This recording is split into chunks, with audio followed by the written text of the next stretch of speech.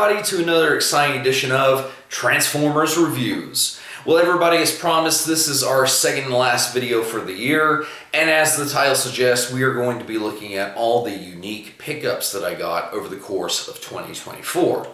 Now, the one rule is, as long as they were picked up within the year, even if they didn't come out this year, they qualify. The second thing is, we've excluded all Legacy United figures. That will actually have its own top 10 list next week, so look forward to that one. But like I said, this one's still got a lot of unique figures, and it could be Studio Series, it could be Beast Wars 2, it could be really anything. So, with that being said, why don't we go ahead and start off with our honorable mention. And it can be no other than Shockwave himself.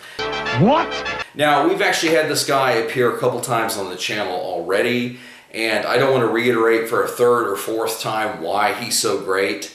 But the reason he's the honorable mention spot is the fact that this is an unofficial reproduction. It's made by Toyco instead of Hashtag. But don't get me wrong, the plastic quality, the electronics, the transformation, everything about this is one-to-one for a vintage Shockwave. So, and in some cases, it might even exceed it because this is like off the showroom floor versus having 40 years of age added to it. So yeah, this is really awesome just to have this guy. But again, because it was made by somebody other than our main two companies, that's why he has to be in this spot, again, opposed to the top 10. Nevertheless, it is awesome to have a Shockwave that basically does everything that I want it to already. And our actual number 10 spot goes to none other than Beast Wars Jetstorm. This guy kind of inverts the idea of Beast Wars because generally in their beast modes, depending on what type of beast mode they had, they could kind of fight back. Like Optimus still had a lot of his functionality. Rhinox was basically a tank with a horn on the front of it. And, you know, for the most part, they could do what they needed to, but they couldn't access their robot mode weapons. And this guy kind of inverts the idea because his weapons are meant to be accessed in beast mode. And he can technically use them in his robot mode, but he kind of has to like kind of fold up and stuff so the missile launchers can actually fire over and around his robot mode arms. And it's just really weird. The other thing is, look at that boy's face. He has a head that's very similar to that of Transketo, like they're cousins or some sort of something. However, speaking of that head, this figure actually has an action feature that matches his official fiction. And let me go ahead and tell you what that is. Basically, it says, Jetstorm's internal coolant capacitors produce a toxic venom that when regurgitated from his mouth can destroy an enemy at a range of 500 feet. So from 500 feet away, he can basically snipe you with poisonous spit. I don't know if that's dumb or if that's just completely awesome. And the thing is, this toy actually has a channel that you can actually fill up with water. And once you do that, if you go ahead and push up on this lever, it will actually cause him to perform a spitting action. So clearly you can tell with all the reasons both in and out of fiction why this guy is so much fun and definitely claims the number 10 spot. Number 9 is Beast Wars Blackarachnia. I like being a bad girl. And yes, this is basically just a recolor of the original Tarantulas figure, but on its own, I mean, look at that paint job that they gave this girl. That is really, really cool. But I love the fact of how on the back you can go ahead and fire the hook, and if you wanted to suspend her from the shelf, you could totally go ahead and do that. That even in robot mode, you can still go ahead and utilize that launching feature. Or if you want to, she can actually pop off one of her legs and put it in the gun itself, which that kind of seems gnarly and edgy, and I love it. And you look at the colors like the oranges, the greens, the purple, the smoky black bits. Everything about this definitely screams 90s action figure. So with that being said, I'm sure none of you are surprised that this girl also landed on the list. And number 8 on the list is a rather loud boy, but I just love the fact that he can walk all of his own accord and I don't have to do a thing to help him. And how could I not include Generation 1 Trypticon?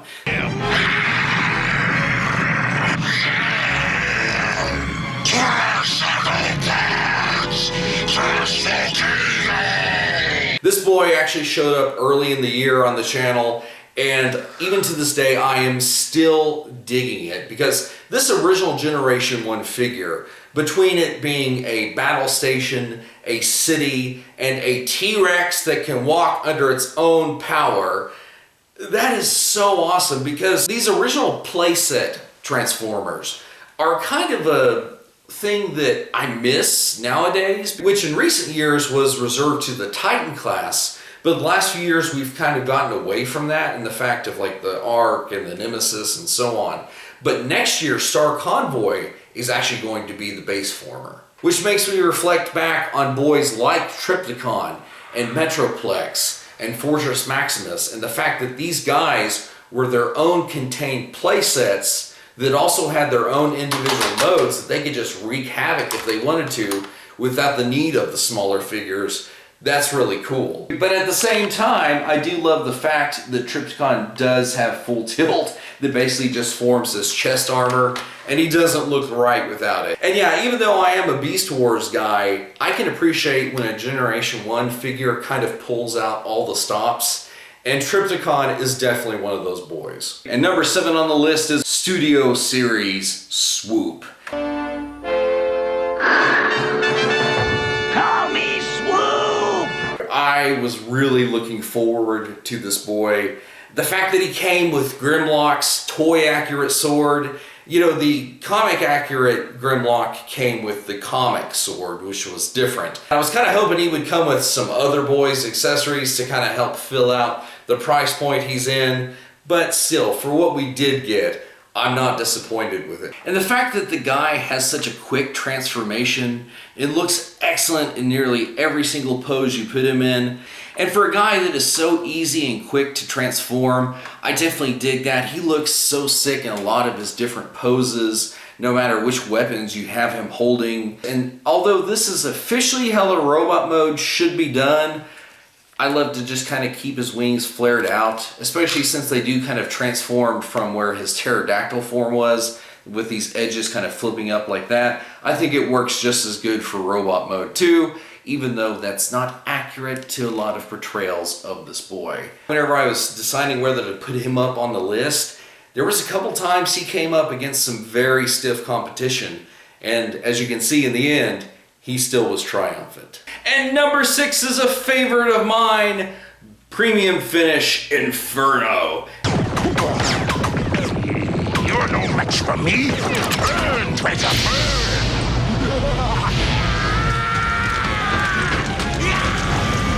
The obvious thing about why it is so cool is, yes, the paint job is just absolutely sick in every detail.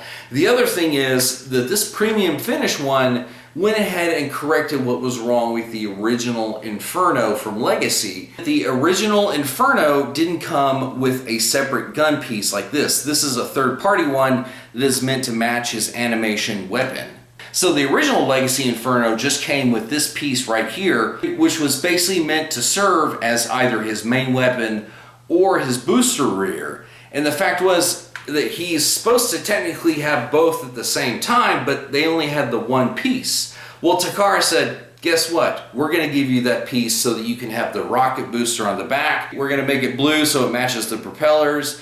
And then we're going to go ahead and give you another one of those, but we're going to try and make its color scheme match the on-screen animation model. So even though it doesn't physically look like the gun, the fact that they tried to match its color layout on this piece, and whenever I found that out, I was so excited, because I was like, finally, this is what this Inferno needed, was he needed those two pieces. And I was like, this is my Premier Edition Inferno. He is the one replacing the Legacy guy on the shelf, because like we said, color scheme is killer. He has all of his accessories he needs.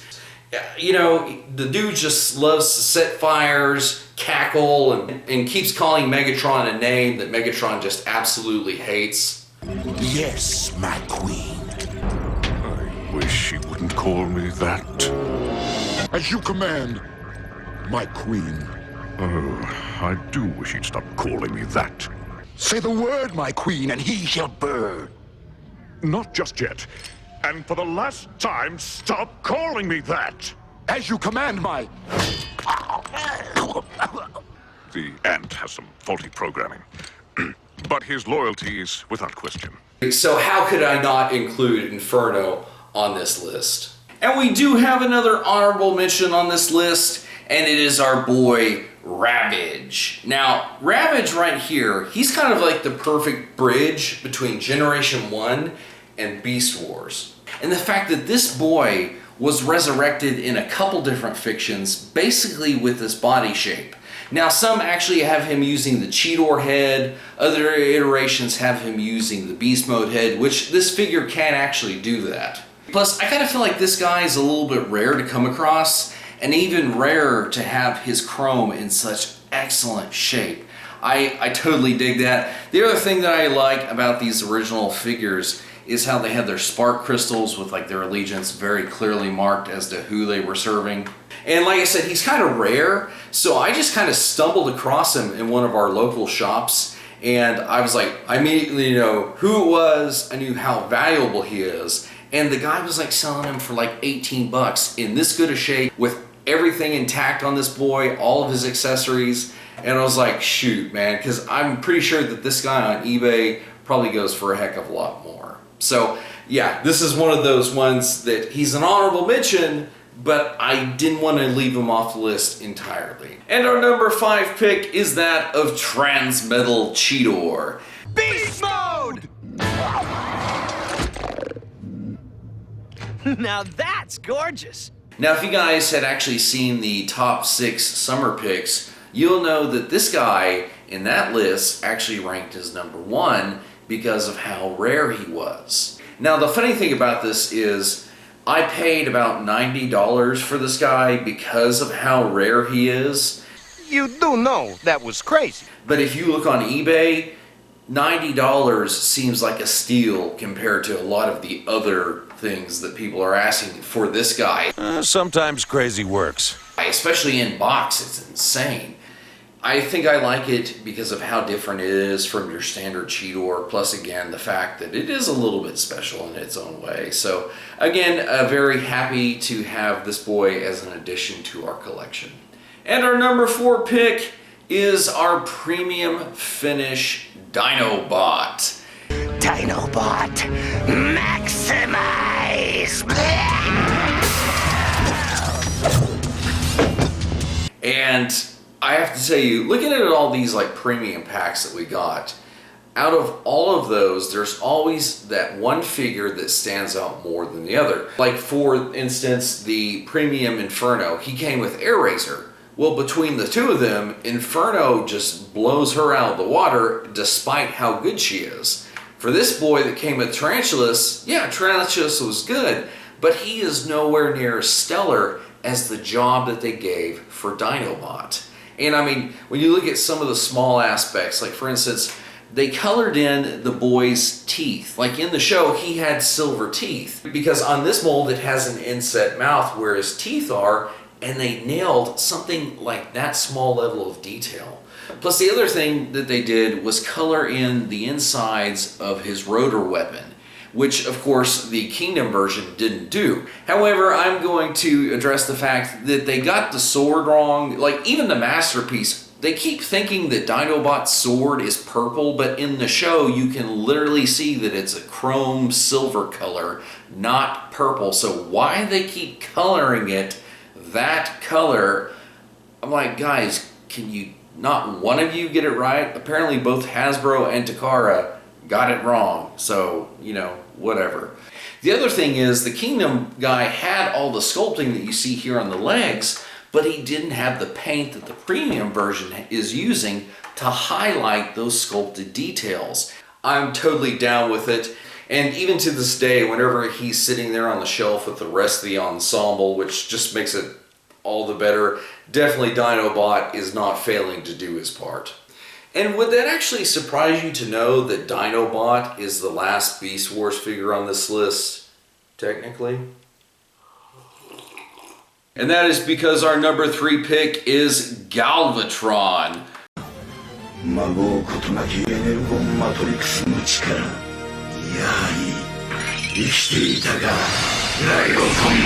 From Beast Wars 2, see, there's that technicality, because it's not Beast Wars, it's Beast Wars 2. So what I told you was true, from a certain point of view. And you know, this year I was kind of feeling an absence officially from like the Beast Megatron. That's where this Galvatron comes into play, because as you can see, he can reconfigure his dragon wings to become these giant over-the-shoulder attack pincers. He's also got a pair of twin-wielding axes. The dude has always been extra with the fact that he has machine guns as his knees. And then look at that face. That face, much like, you know, we were talking about how Blackarachnia feels like a product over time. Galvatron's face, this just feels action figure of the 90s. And this guy, to me, was always kind of like one of those rare ones that I thought I would never get. However, I was with my friend one day whenever he just found a Galvatron in one of those local shops that we went to. And after getting to mess with his version of Galvatron, I was like, man, I have to get my own now. And of course, he does have a dragon mode with some very interestingly shaped shoulder pauldrons. And this is not really how you are supposed to configure the dragon mode. I mean, you can do it this way, but I prefer to kind of have it more of a horizontal than a vertical, because whenever he's standing vertically, these wings on his back feel real low and they feel just kind of awkward, and then the shoulder pauldrons really mess up the aesthetic even more. So I feel by having him more at this horizontal orientation, it actually helps the illusion of the wings feel like they're a little bit more in the place of where they should be rather than like farther down. So if you guys want me to actually do a full-on review of Galvatron, I will, including his rather infamous drill tank mode. So again, if you want that, put it in the comments down below and we will do Galvatron. However, for right now, it's really cool for me to have a vintage Beast Wars 2 Galvatron that I could finally add to the collection. And our number 2 pick is one that is special to me because it is Generation 1 Megatron. Because everything I touch is food for my hunger for power! And let me tell you, this guy right here is my white whale. However, if you're wondering what I mean by that, I refer you to Jean-Luc Picard. Moby Dick. Ahab spent years hunting the white whale that crippled him, quest for vengeance. But in the end, it destroyed him and his ship. Now, obviously, I haven't been crippled by this Megatron action figure, except for maybe my pride, because this guy was so close to being in my grasp, like 4 different times, and just barely slipped through my fingers, and I was like, oh. So the fact of the hunt and finally capturing my white whale, let me tell you, it is something that I'm just like, this Megatron is something that I've wanted for a long time, because my G2 Optimus has had nobody to fight for ages. So now he finally has a counterpoint on the shelf. Plus the other thing is that I really wanted to have both Shockwave and Megatron, both of the Decepticon gunmen, and to finally have these guys, especially within the same year, no less, I'm like, that is really kind of cool. So it should be no surprise that such a legendary action figure, I had 0 reservations about making him number 2 on my list. However, if that's the case, what could be number 1? So our number 1 pick is none other than the Studio Series 86 Optimus Prime.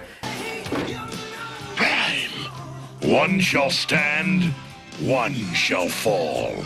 And really, was there ever any doubt? Now this Optimus, I mean, it has basically everything you would want from it. Like me personally, I kind of wish that they had one more accessory, which was actually something they included with the Masterpiece version, which was like the Starscream shoulder pauldrons and the head that you could like plug on top.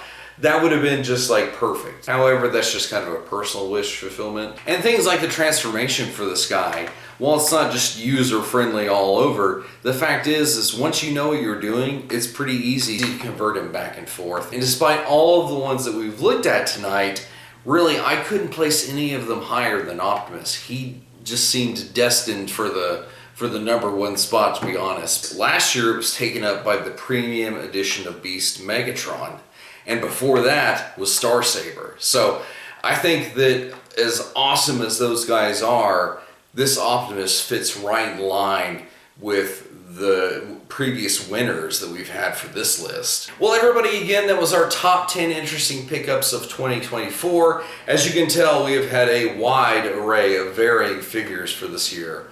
However, I am still excited to bring you next week the top 10 Legacy United figures.